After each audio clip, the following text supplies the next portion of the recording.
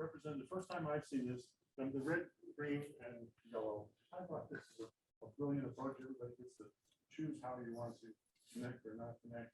Brilliant concept.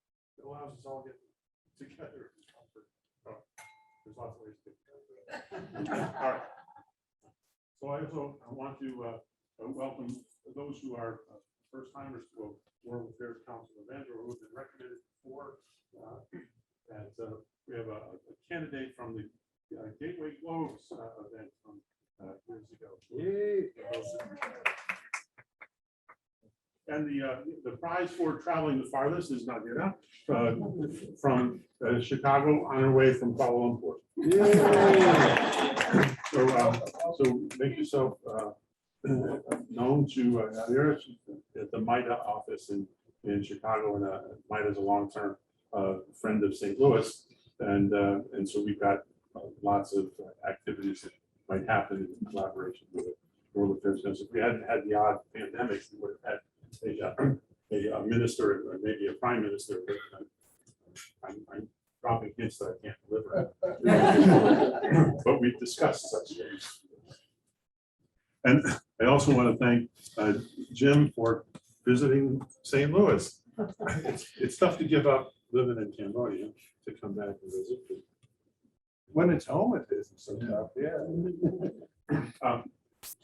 So housekeeping rules, boys and girls rooms are across the hall.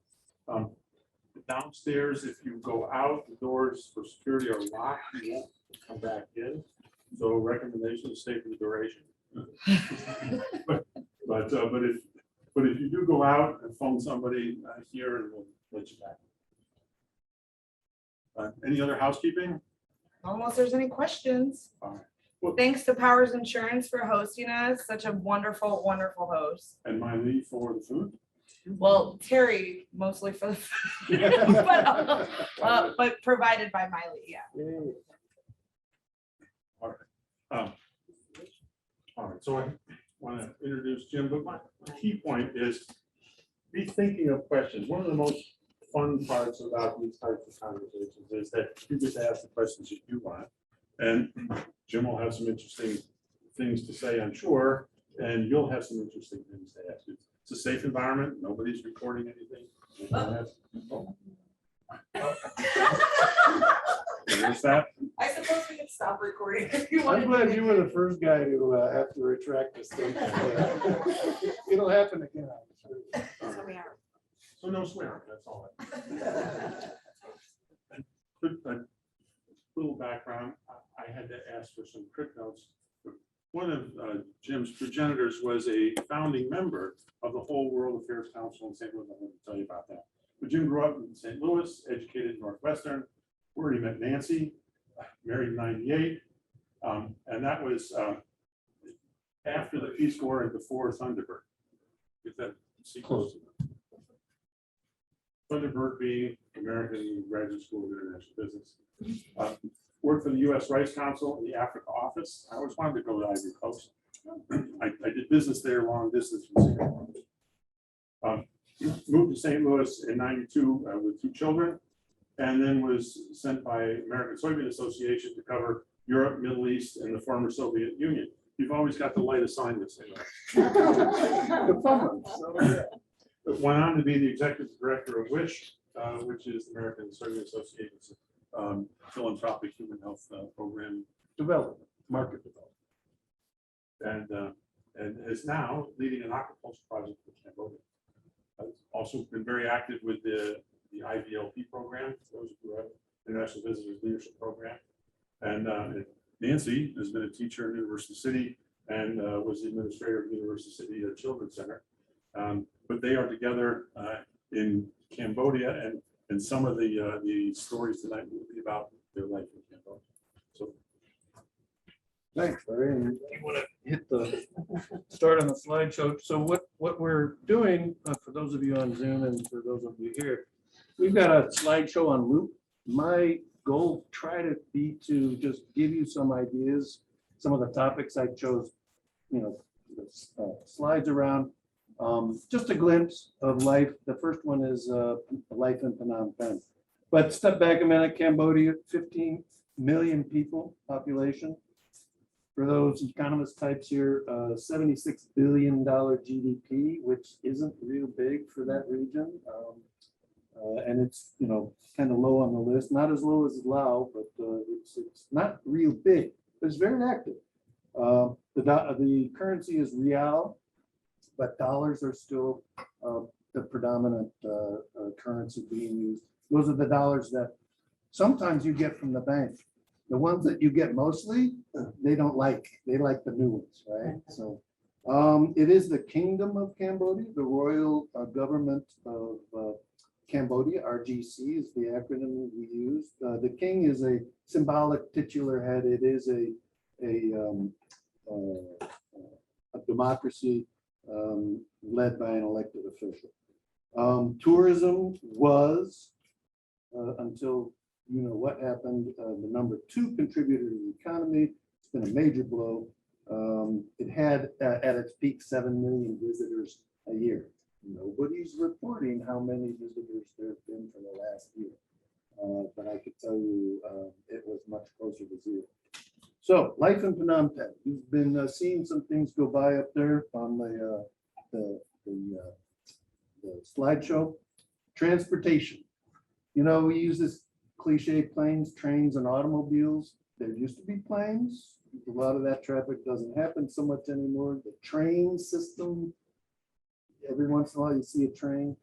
Automobiles, yes, but not as many as motorcycles or even tuk-tuks, or even still in terms of it's private transportation, but you'll see people pedaling bicycle rickshaws. They call those cyclists. We'll talk about the neighborhood, or we'll get a chance maybe to talk about our neighborhood. Our neighborhood is called Bang King Kong.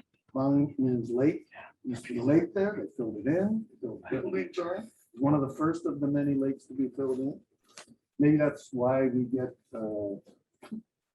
a foot of water rushing down the street in most monsoon rains. But anyway, it's commerce. You'll see slides about food and goods being sold mostly, maybe bought too. Construction is everywhere. We wake up with it most mornings, starting about 7. Sunday doesn't matter. Bang, bang, bang goes the hammer. And there's a lot of construction going on. And it really hasn't slowed down because of the crash in the economy. I think a lot of those projects were in the pipeline, and they've managed to continue to construct like crazy. And then in Cambodia, particularly, Buddhism is everywhere. The predominant religion in Cambodia is Buddhism. People that don't practice it very much, you know, still consider themselves Buddhist, and it's pervasive. You know, what we discovered when we started going, and Liz, you may remember this with some of the farmers we brought over. You see these lots or pagodas everywhere, but it's like your neighborhood church. It's like, you know, whether you're in a parish, you know, or a Baptist church or something else. I mean, the churches are everywhere, and the monks are too. Couple things that we could talk about as well. Traffic. Many of you from developing countries know what traffic can be like. I'm amazed that there aren't more accidents. I'm amazed that there doesn't appear to be road rage. Maybe Buddhism is a contributor to that. But everybody just makes room for everybody else, you know, and the traffic eases in. And if you get somebody looking over their shoulder before they enter a right turn into traffic, you know, that's a good job. Shopping, you know, somebody may ask us about shopping. The tourism, again, used to be everywhere. Interesting phenomenon, and one that we might see more evidence of in the next slideshow, in the next segment, is when the foreign tourism and the real driver for that part of the economy went away, almost, you know, within 6 weeks, 8 weeks, it was stopped. Cambodians actually took the opportunity to start touring in their own country. And in fact, they were encouraged, a sense of patriotism, get out there and try to travel a little bit, spend money. After the first few months, when they started to get a grip, what they thought on the pandemic, people were encouraged to move around the country. And we saw a lot more Cambodian tourists. There's a vibrant art scene. I didn't put many pictures of that. It's kind of hard to capture, but there's a lot of Cambodian artists.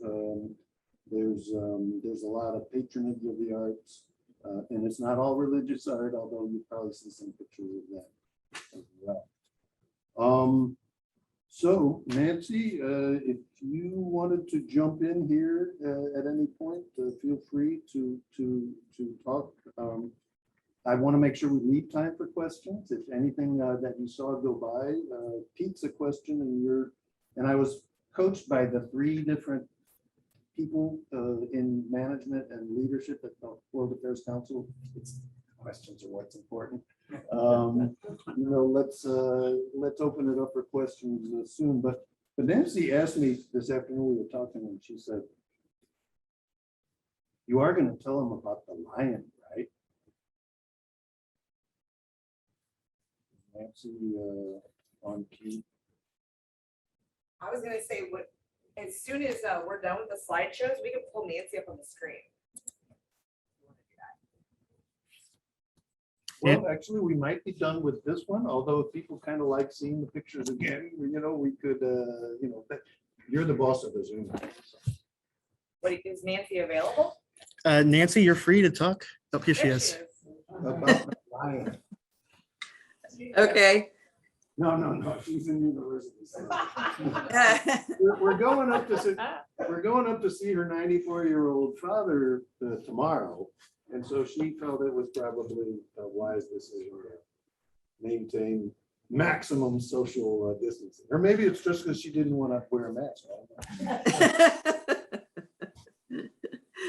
So yes, we have a lion who lives 3 doors down, and the lion actually made the international news. I saw him on CNN and BBC, and you might have seen a story about him.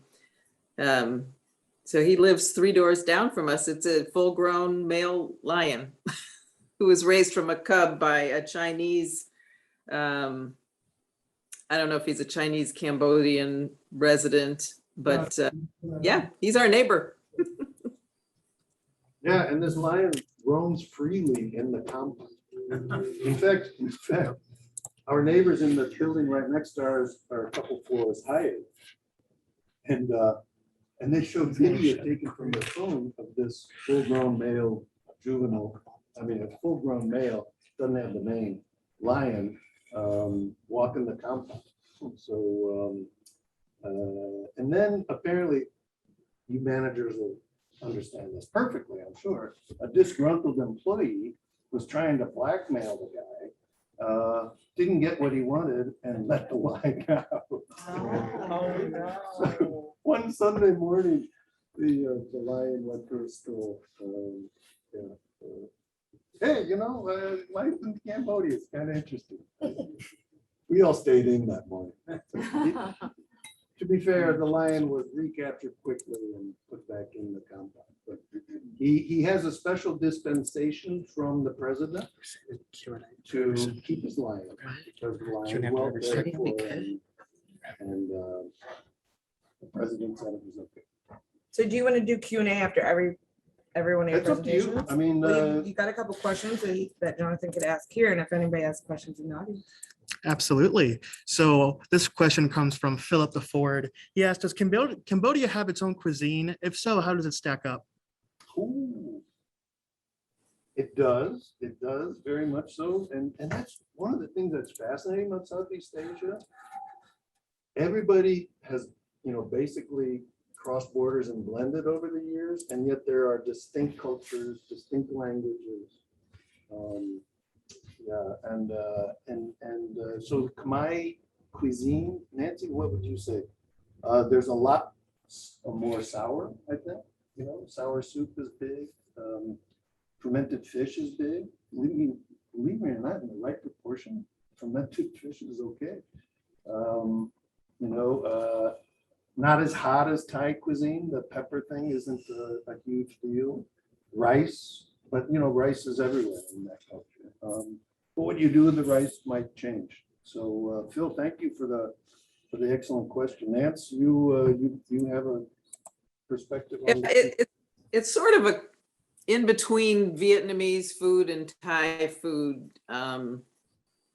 It's good. They have a lot of good dishes. And if the soup isn't sour enough, it always comes, or hot enough. It always comes with a little bowl. They're big on spices in Cambodia. There's a little bowl, and there'll be a few sliced chili peppers. And in Cambodia, the chili peppers are really small and red. So about like a pencil. And a third of the lime, you know, that's been inside trimmed out, no seeds or anything. But so if it's not sour enough or not hot enough, you can fix it yourself. Good question, Phil. Hey, thanks. Appreciate it. John. So tell us why soybeans. Oh, we're gonna get to that. We're gonna get to that. work section. So, yeah, no, I didn't know where it was going. we got three segments. I learned about segments from my buddy Tom Schwartz, who does a football show on Sunday mornings on the radio. No commercial breaks in between though. So, but we're talking about life in Phnom Penh. We're gonna go to tourism. And then at the end, John, if I don't answer your question by the end, there will still be some time for questions. You can ask Liz. Okay, Liz. For those of you on the Zoom that don't know, Liz is my boss, board member at the World Affairs Council and executive director of the WISHH program at the ASA. Liz. So. I have- Oh, Linda, you got a question back there? Yes, who's paying for the construction? Is it China? A lot of times it seems like. So it's hard to tell though. You know, I mean, you don't really know. You don't really know. The ambassador, the U.S. ambassador to Cambodia said when we were still having meetings, you know, big meetings at American Chamber of Commerce, you know, he said one of the things that he would really like the government to do is to be more transparent on government contracts and, you know, how those contracts are awarded and things like that. But, you know, the buildings that we're talking about, so most of the pictures were random, but the construction segments, we showed you a school being constructed right across the road from our balcony.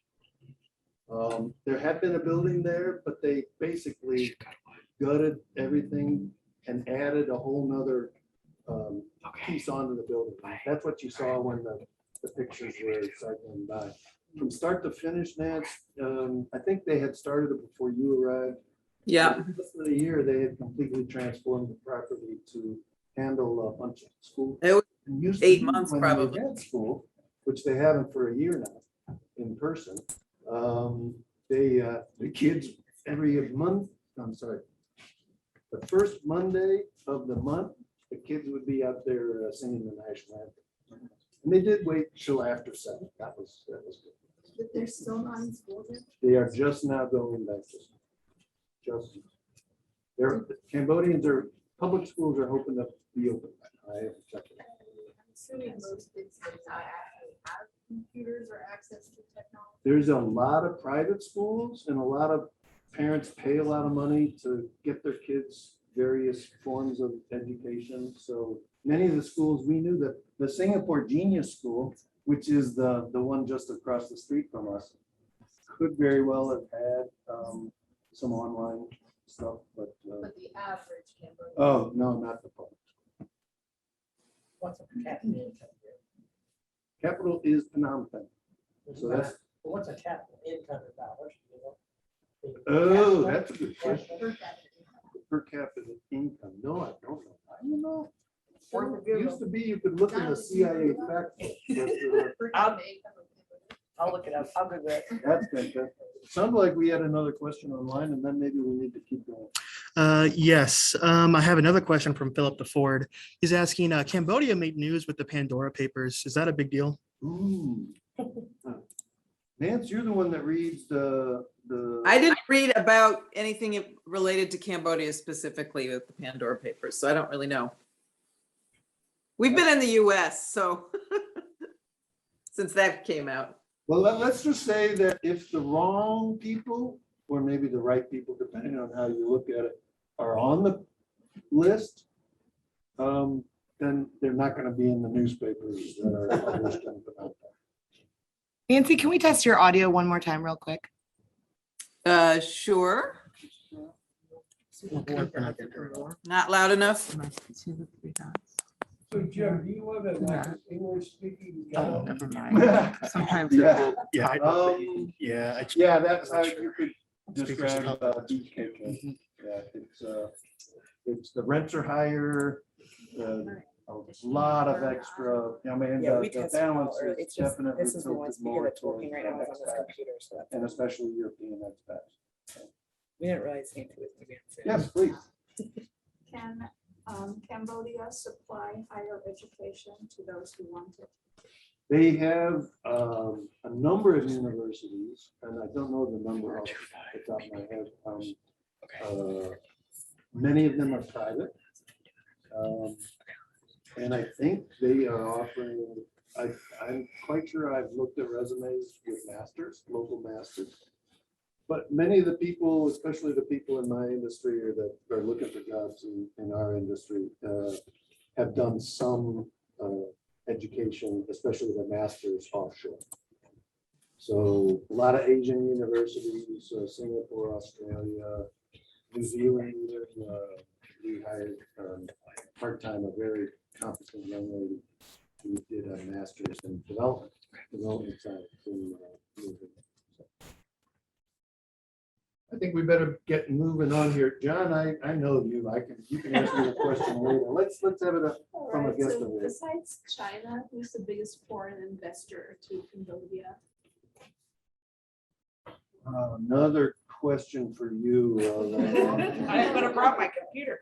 I will say 4,250 PPP dollars in 2020, it said, for Cambodia's GNI per capita.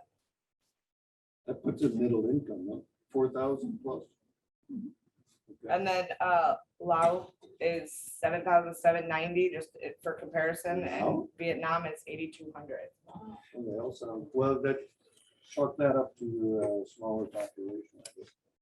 Because the economy in the business sense in Vietnam, I've only been a couple of times.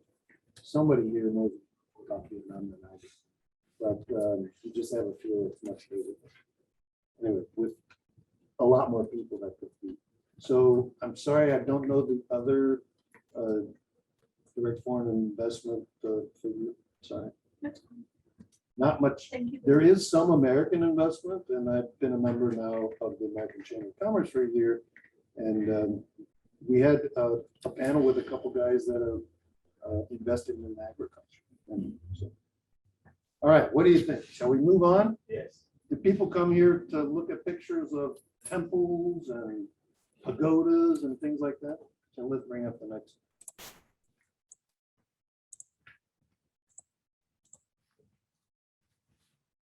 Where's my cheat sheet? Okay. So many of these pictures are kind of bundled because they came from one trip or another. Nancy and I have had a chance, even during the pandemic, to get around the country a little bit. Long weekends or holidays. Oh, Cambodians are big on holidays. There are count them, three 3-day holidays on the calendar in Cambodia. One religious one, which was last week, which is on the Buddhist calendar. One, their New Year, which happens on the lunar calendar in April, and then the water festival. Most of those holidays have been changed in one way or the other because of the pandemic, and because it usually involves getting together in big groups and traveling, not prescribed. So let's talk about tourism. Wats and pagodas, those are the current places of worship. Fascinating architecture. Temples, those are ones that are a little older. If you know anything about the Angkor Kingdom, temples were built between 800 AD and about 1200 AD. So there was a big period. There was a lot of wealth and a lot of stone temples being built. Some towns smaller than Phnom Penh, rivers are everywhere in Cambodia, great water resources and great places, not only to see tourism or as a tourist, but most of the rivers are working rivers. You'll see something come by that looks like the Mekong in the movies. It's not. It's a smaller river called Kampot, and we happen to be renting a boat and a boat driver. You'll see this picture too. We saw the fishing vessels going out. I mean, we're talking dozens of fishing vessels that were going out to sea with their small nets.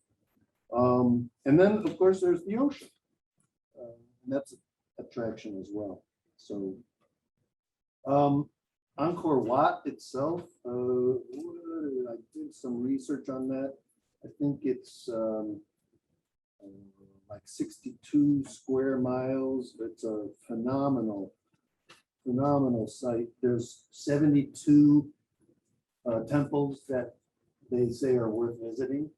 We've done about 10 of them. Most tourists, when they go to Angkor Wat, they see the big three, Angkor Wat, Bayon, and Thap Prom. Thap Prom is the famous, what was that movie where Temple Raider or something? Some of that was shot at Thap Prom. You can tell that one because the trees have been growing over the walls. You'll see some of those pictures.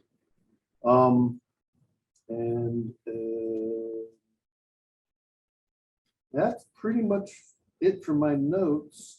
I have been to Angkor Wat several times. One of the benefits of living in the country, of course, is you don't have to cram everything into a 2-week trip. And so we've been a number of times, and we're trying to add new temples with each trip. I think we're up, like I said, up to maybe 10 now. Lots more to do. Nance, any perspective on the any of the tourism visits? You have much better pictures than I do of sunsets and palm trees, but anything you care to add? I'm sure we got lots of good questions too. Yeah, I don't think you included pictures of the beach. That's basically where we've been able to go in the last year.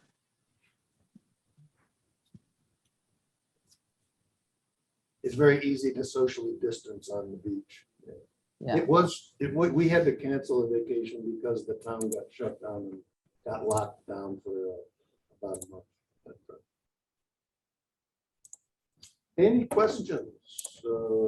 And you can go back to the previous slideshow too for questions too. We're here for you. Oh, Nancy, we got our sound working now, and she's welcome to come back on screen if you like. Nancy, but you got your sound working, so you're free to come back on if you so wish. Let's go here and then here. Just, I didn't catch in the beginning how long you've been in Cambodia, but so for tourism, I know it's heavily utilized by Europeans, Americans, all kinds of internationals, but how many locals do we actually see at those brand sites? Well, it's fascinating because when tourism was still going, and by the way, Angkor, this was a statistic, in 2018, I think it was last year, they talked about, maybe it was 19, 7 million visitors, 2 million went to the temple. You saw the Odd family, and Cambodians have a wonderful tradition. They all get the same shirt and go touring dressed alike. So it's easy to spot a family. It's fun to see that. And so that started really when the pandemic shut everything else down.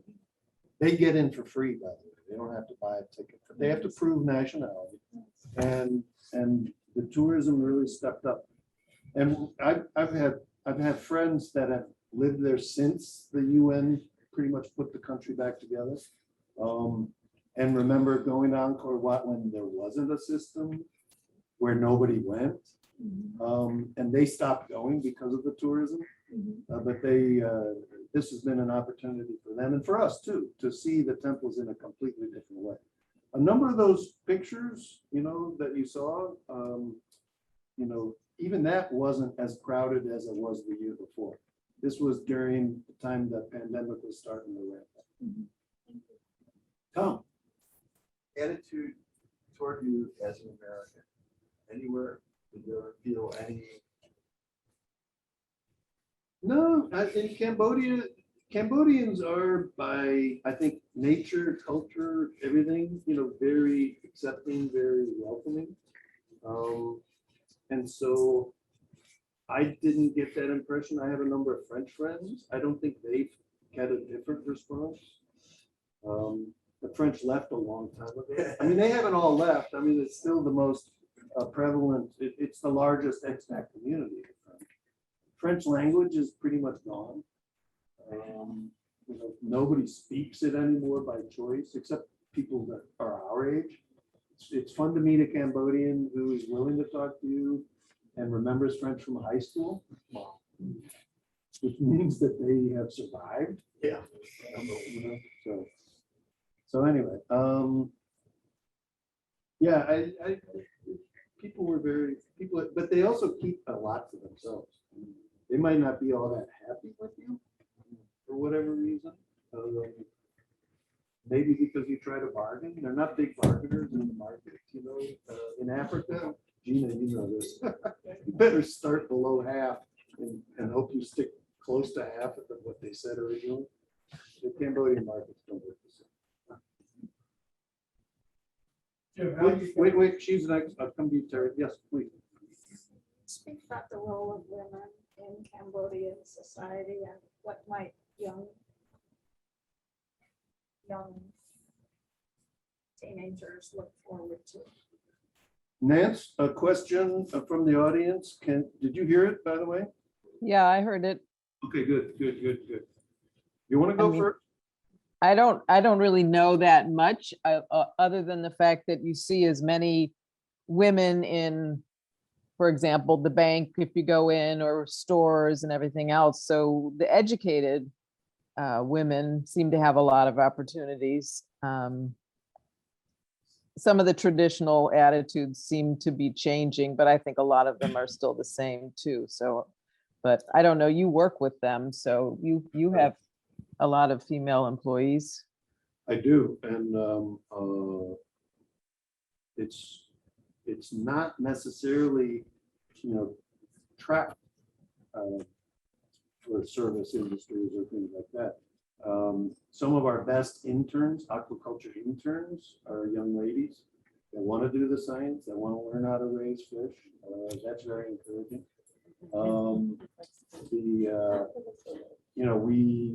I've met a number of women that are further along in their career and doing quite well. There's fewer women than men at that mid-management level, but that may be a function of time. I mean, 20 years ago, well, it's 25 years ago. 25 years ago, they didn't have much of a functioning education system, and everybody was still recovering from the terrible things that had happened before. So in the grand scheme of things in development and traditions and economies, 25 years is not much. I think they're on a good track. I get the impression, and I get the impression from the colleagues observing. I mean, I manage a program with about 25 local employees. Not all of them work directly for me. Some of them work for a subcontractor partner, but we're all in the same office. And there seems to be, actually, it's funny. I'll go out on a limb. I would say that the cultural clash is less gender-based and more age-related. I mean, you hear the young managers complaining about the old school guys. I don't. For two reasons, two obvious reasons. But I'd say that society, and keep in mind too that much of the economy was rebuilt by NGOs in the UN. And so they, I mean, we used to celebrate the year, not the year, I'm sorry. We used to celebrate Children's Day because it's on the UN calendar. So they took that holiday back. Somebody told me that. I think we still celebrate Women's Day. Okay, so I mean that just tells you that they were introduced into the modern world and the modern economy by the NGOs that have been quite understandably pushing gender equity issues. And it looks like it might be taken with the youngsters. Question from Zoom. Absolutely. So Deborah Trent is asking, what levels of vaccination and masking, like the politics around requiring those in Cambodia? Nancy is so well plugged into official government policy on COVID. Nancy, can you help our friend Debbie out? So the vaccinations, they have had a very, very strong push. One of the things that the Hun Sen did immediately after everything started was to contact China and explain that he was their friend, and they arranged to get a lot of vaccines to Cambodia very early. So they started vaccinating back in March of 2021, I want to say.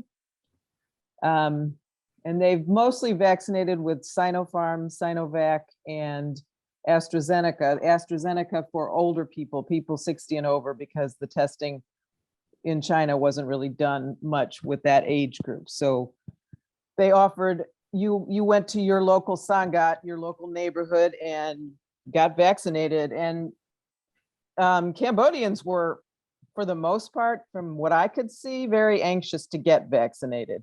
They're very afraid of the pandemic. They do not want it in their country. They want to do everything they can. There's more resistance from some quarters that would be expats, I would say.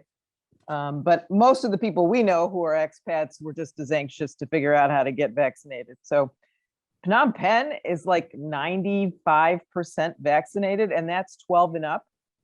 And they've started vaccinating younger people. I think they're at 6 and up now. And they've just, while we were gone, started requiring vaccine cards to get into most businesses. So and schools. So you're expected to be vaccinated. And people have been masking everywhere. They required that. They were masking when we arrived for various reasons, and people are very used to seeing people in masks. So that's a non-issue.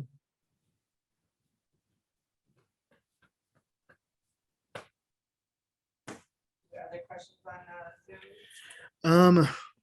We did have one note from Philip Ford again, regarding back to the Pandora paper. He mentions that it was specifically related to smuggling antiquities. Really? Well, that is. Have to find out about that. Can imagine that still happens. I mean, markets and trade like that doesn't go away. I mean, apparently a long time ago, as I was mentioning earlier, as Cambodia was just coming out of the darkest part and things were getting glued back together, there was a lot of, this is a country, right now there's watts everywhere. It's fascinating. You drive down a country road and there will be this stone gate and the nice architecture capping the archway. And there'll be a functioning water. And so the churches are everywhere. Often those churches, and there was actually a couple pictures. I think there was one in particular. You can tell I took it from one of the stone 1,000-year-old temples of a modern Wat.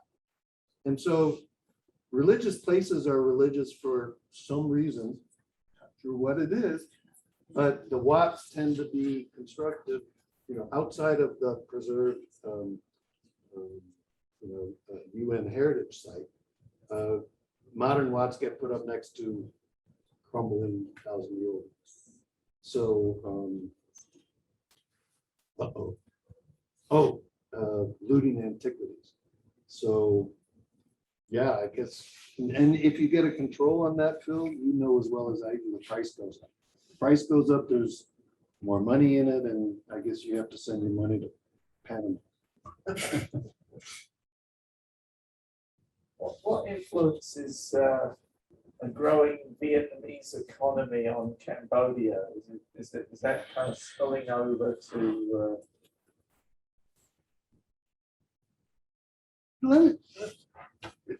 Specifically in our industry, the Cambodian fish farmers kind of feel like the southern US catfish farmers. Vietnam is a amazingly efficient catfish producer and lots of other types of fish too. The reason the Mississippi guys are mad at them is because they grow it and ship it and it arrives here cheaper than they grow it. Trade issue. Cambodians kind of feel the same way because there is a huge trade. Now, to be fair, without the Vietnamese exports of fish would be much more expensive in Cambodia because we're going to get to that in a minute. Nice segue, thank you.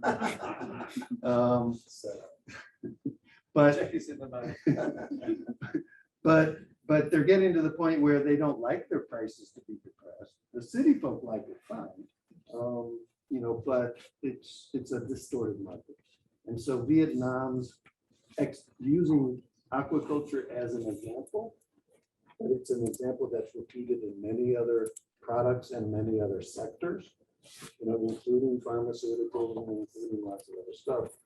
Vietnam's proficiency at production tends to hurt local business. But the people can buy what they want. Maybe we do that. Maybe looking at the clock, we got 12 minutes for the job. Yep. Pull that up. That'll make Liz happy. All right.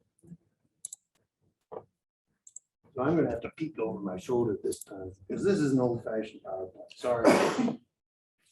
All right. So the name of my project is CAST. We picked a great acronym. Commercialization of Aquaculture for Sustainable Trade. My high school friends are just tickled at my title, but in the vernacular of development work, chief of party means I'm the boss of that specific project. So the American Soybean Association got a contract to do this project, and that's my job. So I'm the chief of the CAST party. So anyway, next slide. So these are our stakeholders. The top row are stakeholders. Actually, the USDA is a funder. We call that a donor. So USDA is our donor. But we're working closely with the Cambodian government. And we designed the project specifically to address many of their strategic goals and desires. So we don't give them any money directly, and the US government, I think, is very smart in most of their development projects in most countries. They do not write checks to the government. But we all want to work with the government and have the government understand that we can help them. And certainly their partnership helps us with the local population. Partners, that is to say subcontractors across the bottom, we've got 2 land-grant universities and World Vision. Many of you know them, some of you may even give money to them. They're doing a big part of our project as well. Next slide. So let's break it down. Commercialization. We're doing development work, but we're not about helping subsistence farmers make a living. What we're trying to do is reach out to farmers of scale, farmers that are ready to intensify their agriculture. So we're trying to target medium to larger size farms, commercial kind of operations, commercial operations. Aquaculture, we already talked about that a little bit. Sustainable, many ways to define sustainable.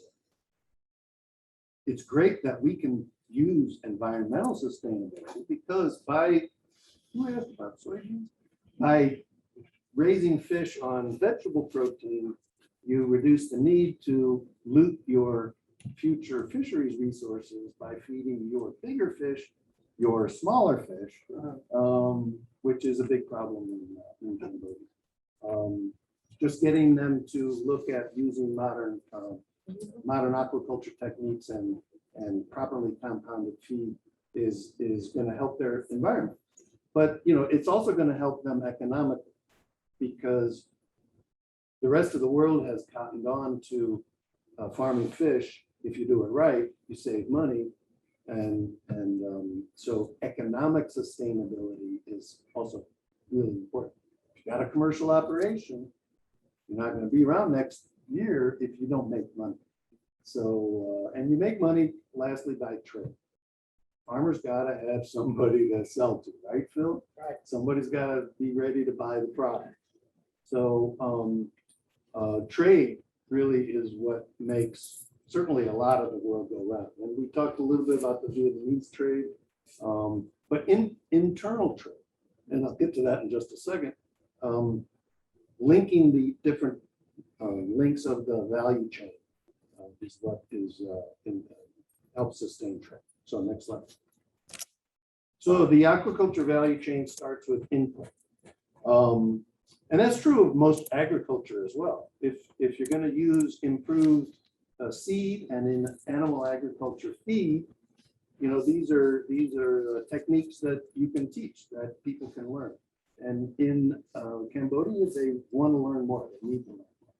So we call it seed. It's actually fingerlings and fry. This is not the person that won the biggest prize at Carnival gets to take home the little goldfish in a bag. This, Terry, you remember those days, right? This is how they transport their fish from the hatchery to the farm. And it's a good method. It's a good method, as long as you put a little oxygen in the bag, as long as you try to ship the bag at night in your trucks, as long as if you can't ship them at night, do it in the morning. If you can't do it in the morning, put them in the shade. These are simple techniques and they sound intuitive to people like you and me. They're not, it's just so technical transfer is part of what we do. Somebody was asking about soybeans. How do soybeans connect with fish? This is the protein that's going into the fish feed. Now, the feed mill that bought this from Vietnam, or bought it from the Americans that transshipped through Vietnam. This came up on 1,000 or 2,000 ton barges. Great river traffic. Those of you from St. Louis understand barge traffic, right? Well, this is a working river. The Mekong connects to the sea, and that's how they get their protein. And the ultimate goal is producing floating fish food with properly balanced nutrition that floats on the water, giving the fish the chance to eat everything you feed them and not waste them. We're trying to teach the farmers. You overfeed them, and there's feed on the water still a half hour after the fish stop eating, you're throwing money away. So next slide.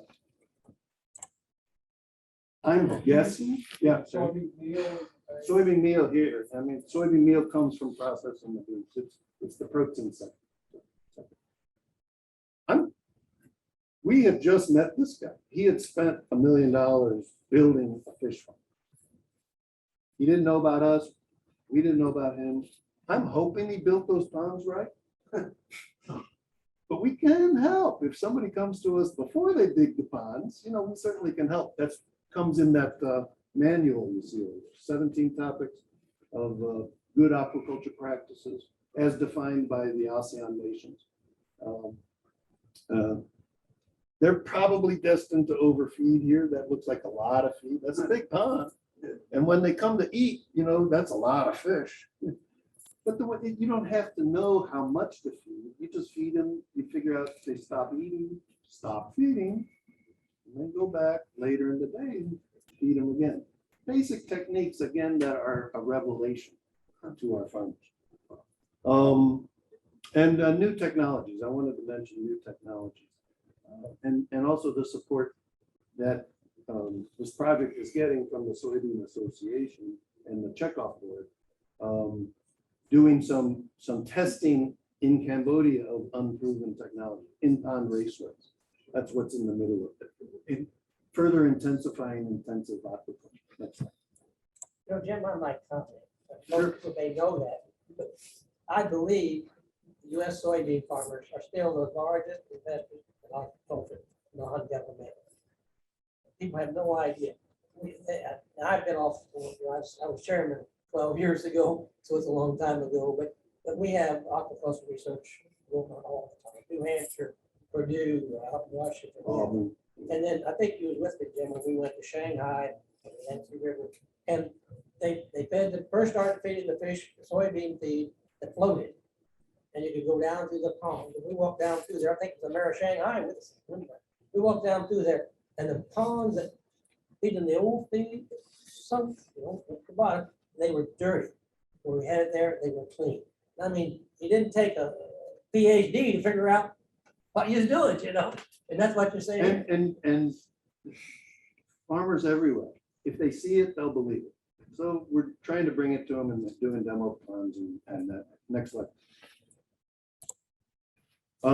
So, the value chain, wait a minute, go back this way. That's right. Okay, so people have to buy the fish. There's collectors. They have the teams that get into the water with nets and round up the fish and pull in the nets and pull the fish out. They bring it up from the pond, water level, basket by basket, weigh the fish, and they dump the basket in those metal tins filled with water. They're headed to the market. So that's a collector. Now, a wholesaler might also collect, or a wholesaler buys the quantity of fish they want from a collector. The wholesaler is bigger than the collector. He gets his fish from others and goes to the market. But processed fish is big. And I just, we funded a study, it's the sector growth study, Liz, that talked about the potential for Cambodia to export processed fish. And that fermented fish I told you about before, it is highly sought after by people that know Cambodian fermented fish. Top quality, kind of like scotch. You don't get scotch from anywhere but Scotland, right? All right, next slide. Running out of time. So the value chain, I showed you the value chain, input providers, producers, post-harvest. You can't do that without money. So the finance, climate, and that'll be good for Phil, that'll wake him up. But he's already had his limit of questions. So the project does allow for some matching grants, also some, we're actually putting some seed money in collaborating with banks that are specifically targeting farmers. And that's something that hasn't happened much before. We talked about the ministry, insurance, new idea. Somebody's looking at it. We're encouraging them to create a product for fish farmers. Talked about the Ministry of Agriculture.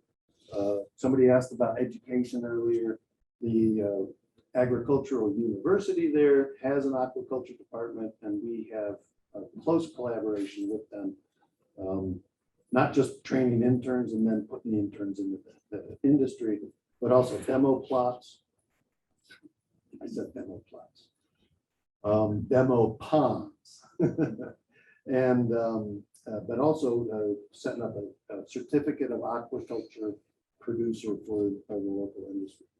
And the last slide, which I'm frankly the most proud of, being a 30-year association guy, we have created and are trying to help develop the Cambodian Aquaculturist Association, and teach them how to organize, teach them how to be leaders, teach them how to do 3 things that largely support most associations, at least agricultural associations. We call it the 3 pillars of association work. Strengthening your members' skill, helping them be better farmers, make more money. promoting the product, you know, trying to make sure that people understand Cambodian raised aquaculture deserves a premium. And then the last one, which is one that's a little tricky and one that we can't get so much directly involved in because of the money we get from the USDA.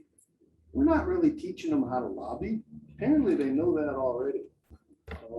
You know, advocacy with the local government and trying to promote a enabling environment is the euphemism is very important. And it's our exit strategy. I can't tell you the number of times I've heard people talk about, you know, another NGO project. You know, what's going to happen when you guys leave? You guys come in, spend a bunch of money, teach people some great things. You leave, there's nobody here, knows this stuff anymore. You hope the guys and gals don't go back to doing it the way before, but there's a litany of, you know, poor performance in that area. If we can, in parallel, create and strengthen with their locals' involvement, and that's the challenge, with the local industry's involvement, an association could be a long-lasting and sustainable way to exit the project. So people ask, you know, what's your exit strategy? 3 left. CA. All right. Thanks. Next slide.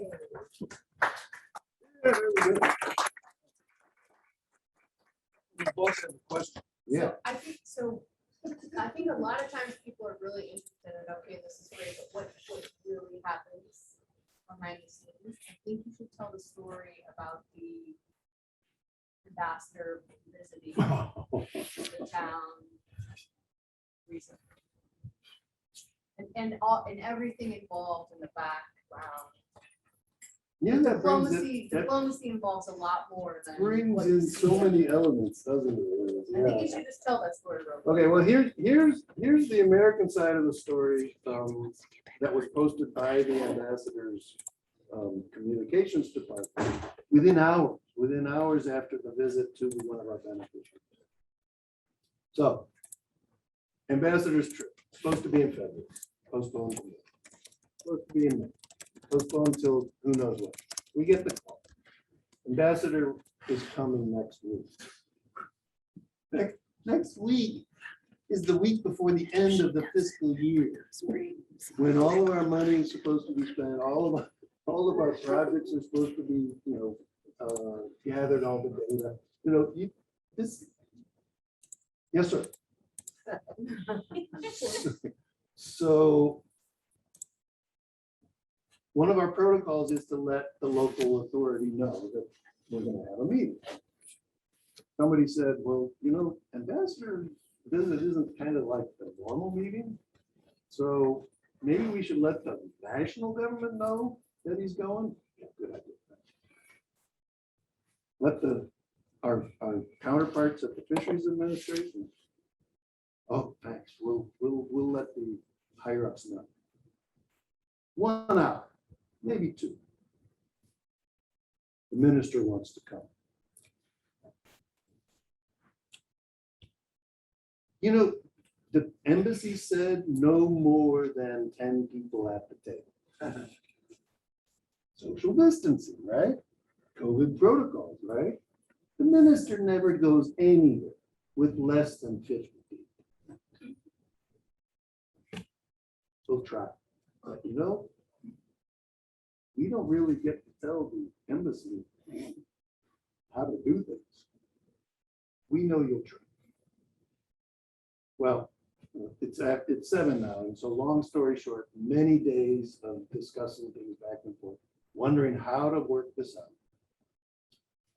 We arrived at a negotiated solution, which is, it made, the key to this was, it made my Cambodian staff happy. Because up until that time, the Cambodian staff was extremely nervous that we were saying no to the minister. First of all, you don't say no to anybody. You certainly don't say no to the minister. So the solution was, hey, embassy, help me out here. this is what's going on. Can you guys step in and tell the minister that he's really not invited? They go, no, we can't do that. So is there a different way to say it? How about if we say, terribly sorry, the meeting's been planned for a long time. We're already at maximum capacity. We've done, and this is true, there was a picture earlier in the slide, in the PowerPoint of the ambassador at the time and the minister with a big sign in the tree. Maybe you remember that picture. There have been events. There will be in the future. And that's what we determined. Can you, embassy, tell the minister of agriculture that you will do something with him in the future, and let's get planning it. That was out of our hands. And you never really hear exactly how a story ends, but the minister didn't show up. And I think we dodged that bullet.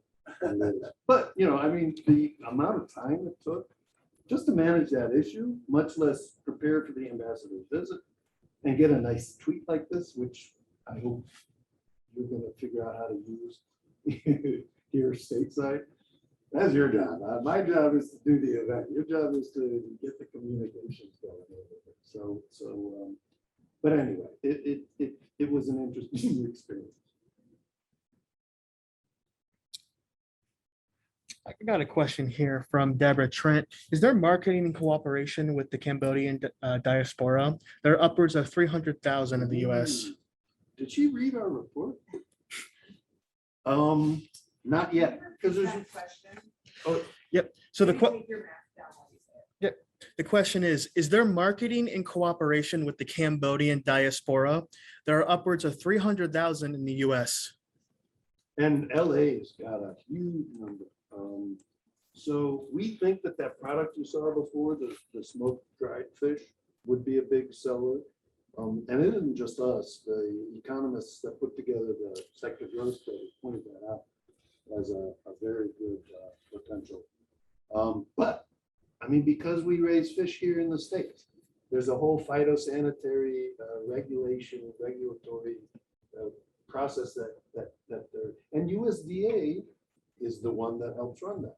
So they will be ideally, you know, situated to help the Cambodians do that when they're ready. And so, you know, it might be a few years, and it might start with only one adventurous company that's willing to do the work. And then when the others find out that they're making money at it, they can, you know, as they say, leak out. It could take a few years, but we hope it will. Good strategy. Good question, Deb. Thank you.